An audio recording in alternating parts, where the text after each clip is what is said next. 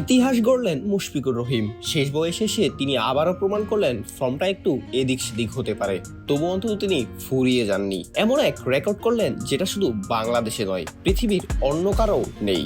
Test ক্রিকেটে যারা কোনোদিন বল করেনি তাদের মধ্যে এখন সবচেয়ে বেশি রান করার রেকর্ডটা মুশফিকের দখলে। ছাড়িয়ে গেছেন Australian great wicket keeper Adam গিলক্রিস্টকেও। সেই স্ট্যাট অবশ্য রিসার্চ করে বের করেছেন বাংলাদেশের স্ট্যাটিস্টিশিয়ান রিফাত এমিল। জনপ্রিয় ক্রিকেট সাইট ESPN এর অফিসিয়াল ফেসবুক থেকে রিফাত এমিলকে ক্রেডিট দিয়ে মুশফিকুর রহিমের এই পরিসংখ্যানের পোস্ট করা হয়। এর আগে টেস্টে কোনো বল না করে সবচেয়ে বেশি রান ছিল গিলক্রিস্টের, সেটা 15,461।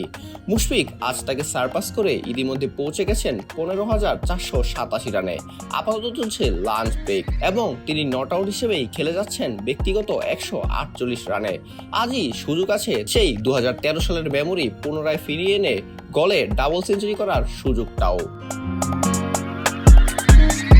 এছাড়াও গতকালকেই মোহাম্মদ আশরাফুলকে টপকে শ্রীলঙ্কায় বাংলাদেশের পক্ষে সর্বোচ্চ টেস্ট রান সংগ্রহের মর্যাদাটাও নিজের করে নিয়েছেন এই ডিপেন্ডেবল ব্যাটার। যেখানে 18 ইনিংসে আশরাফুলের রেকর্ড ছিল 751 রান, মুশফিক সেটা ব্রেক করেছেন। এগুলোর পাশাপাশি আরো অনেক রেকর্ড রয়েছে মুশফিকের দখলে, যেগুলো হয়তো আমরা জানিও না। মুশফিক যখন খেলা ছাড়বেন তার নামটা তাই তো বাংলাদেশের ক্রিকেটের ইতিহাসে স্বর্ণাক্ষরেই লেখা থাকবে। অঙ্কুর গমেজ, BD আর্কাইভ স্পোর্টস।